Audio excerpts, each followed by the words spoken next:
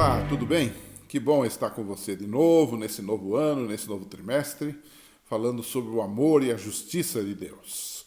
Na lição número 2, que é a lição desta semana, nós tratamos do amor da aliança. Nós vamos estudar um pouquinho nesta semana sobre o amor de Deus que é profundamente relacional. Por isso aí está a palavra aliança, da ideia de contrato, da ideia de um acordo, não é verdade? E é claro que nós vamos tratar um pouquinho do amor de Deus, já começamos na semana passada tratando sobre isso. É um amor também que exige reciprocidade, embora ele seja eterno para conosco, para que ele tenha efeito, ele precisa ter da nossa parte uma resposta a esse maravilhoso amor de Deus. Então, o item 1 é para relembrar um pouquinho da lição da semana passada. O amor de Deus é incondicional e eterno. Salmo 145, verso 9, enfatiza o amor de Deus por todos. Ele diz assim: o Senhor é bom para todos, e as suas misericórdias são sobre todas as suas obras. João 3,16, um verso que você conhece muito bem, que diz que Deus amou o mundo de tal maneira que deu o seu Filho unigênito para que todo o que nele crê não pereça, mas tenha a vida eterna. E já João 3,17, o verso seguinte, diz que Deus quer salvar e não condenar o mundo. Jesus veio não para que o mundo fosse condenado, mas para que o mundo fosse salvo. Embora muitos serão condenados como consequência. Isso fica muito claro no decorrer das páginas da Bíblia, né? Agora, um segundo aspecto que temos aqui, embora o amor de Deus seja eterno, seja incondicional e não motivados por fatores externos e meramente emocionais, como nós os temos, embora haja um componente emocional no amor de Deus, é o que veremos numa lição mais adiante, o amor de Deus é ligado a uma aliança. A palavra grega ágape, por exemplo, que é uma das palavras usadas para amor, não é? Você tem ágape, você tem filia, você tem eros, não é? A gente sempre gosta de fazer uma explicação dessas palavras, e nós sempre dizemos que a palavra ágape é usada para Deus, para o amor de Deus no Novo Testamento. Isso é verdade, não é? E ela indica um amor incondicional de Deus por nós. Agora, às vezes, ao explicar isso, a gente se atrapalha um pouco, porque na verdade, quando fala que o amor de Deus é incondicional, não quer dizer que ele é unilateral. Ou seja, não quer dizer que ele não exige uma resposta nossa para que ele se torne efetivo na nossa vida e na nossa existência. Ele pede reciprocidade, ou seja, ele pede resposta. Deus me ama. Ok, beleza. Deus amou o mundo de tal maneira que deu o seu Filho unigênito, para que todo o que nele crê. Mas é só isto? Cadê a minha resposta? Não é? Porque o verso seguinte diz que ele veio para salvar, não para condenar. Isso quer dizer, então, que há duas opções. Eu posso ser salvo pelo amor de Deus e eu também posso ser condenado. O amor entre o povo e Deus, nós chamamos isso de aliança, né?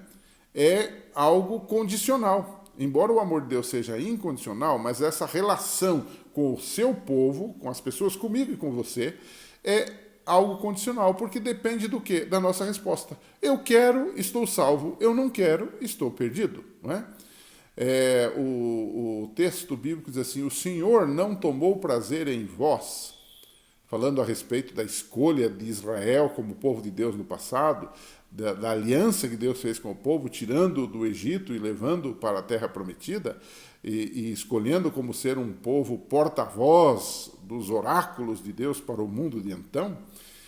O texto diz assim: o Senhor não tomou prazer em vós, nem vos escolheu, porque a vossa multidão era mais ou maior do que a de outros povos, pois vós éreis menos. Era um povinho, né? A verdade era essa: Israel era um povinho.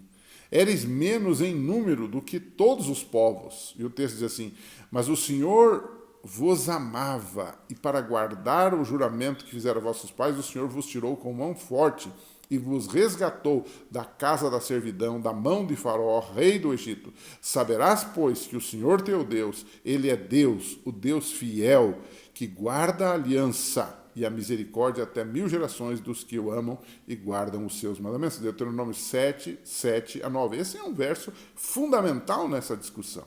Ou seja, Deus os chamou para o amor para que eles pudessem reagir a este amor de Deus. E várias vezes eles não reagiram. E vários deles se perderam por não reagir a este amor. Então, o amor é incondicional. No entanto, ele não é unilateral, ou seja, depende só de Deus? Não, ele depende do ser humano dizer sim. É o que chamamos de livre-arbítrio, que vai ir e vir várias vezes na lição desse trimestre e que vai nos ajudar a entender, por exemplo, o problema do sofrimento, o problema de por que o mal persiste nesse mundo e outras coisas mais, né? Um terceiro ponto aqui, apenas confirmando o que estamos falando até agora, da lição dessa semana, é que o acesso às bênçãos do amor de Deus na nossa vida, as bênçãos do amor, da aliança com Deus, depende da nossa obediência. Embora Deus tenha prometido amar generosamente o seu povo, Oséias 14:4, ele também disse, não os amarei mais, Oséias 9:15. O que ele quer dizer com isto? Quer dizer, ele ama, no entanto, ele não ama se você não aceita o amor, é claro. Eu quero te dar um presente e você não aceita o presente, logo esse presente se torna nulo. Não há razão para... É uma questão até de lógica aí, não é? Então, nesse caso, há uma incoerência do amor de Deus? Absolutamente não. Há lógica.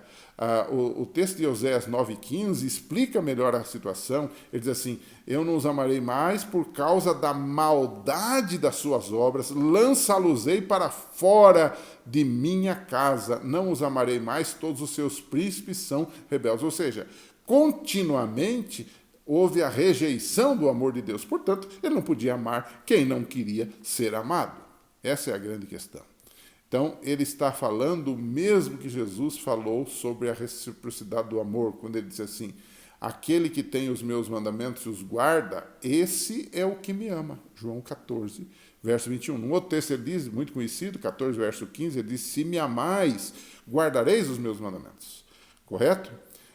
Agora, um quarto ponto da lição desta semana chama a nossa atenção e frequentemente nós ignoramos isto, é que o acesso às bênçãos do amor da aliança de Deus para conosco depende também do nosso serviço em favor do nosso próximo. Olha só, em Mateus 22, 37 a 39, Jesus fala do amor a Deus e do amor a quem?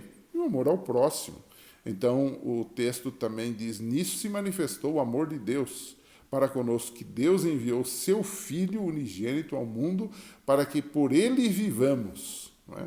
E no outro texto diz assim, amados, se Deus assim nos amou, também nós devemos amar uns aos outros. 1 João 4, 7 e 11. Então, isso é muito interessante e até uma ilustração disto, desse servir por amor, desse espalhar o amor dentro dessa aliança de amor de Deus com o seu povo, naquela parábola do credor incompassível. Você está lembrado? Mateus 18, 23 a 35, Jesus conta a história de alguém que devia muito para outro alguém. E ele foi plenamente perdoado, porque ele não conseguiria pagar aquela dívida nunca. Né? Nem que se vivesse muitas vezes aqui nesse planeta, não ia conseguir pagar. E essa pessoa foi embora, só que no caminho ela encontra alguém que lhe devia uma quantia pagável, até, ou pequena até. E aí esse indivíduo disse para o outro, se você, em outras palavras, né, estou aqui fazendo uma tradução, em outras palavras, se você não me pagar, eu vou esfolar você, eu vou até matar você, porque você precisa me pagar.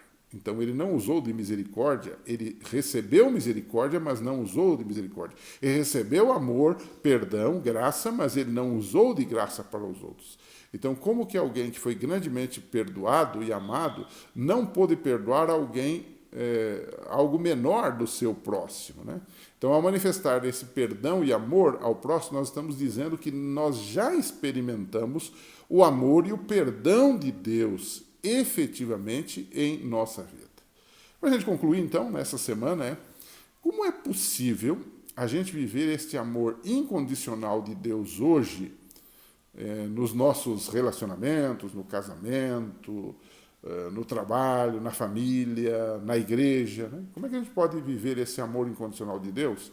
ao nos relacionarmos com as pessoas que têm liberdade, né, para exercerem este amor de forma condicional? É interessante essa pergunta, porque o ser humano pode nos amar ou não nos amar, pode corresponder ao nosso amor ou não corresponder, assim como ele faz diante de Deus, pode corresponder ou não corresponder. Então, nesse sentido, o amor humano, ele é condicional, né? Como é que a gente pode desenvolver isso mais, né?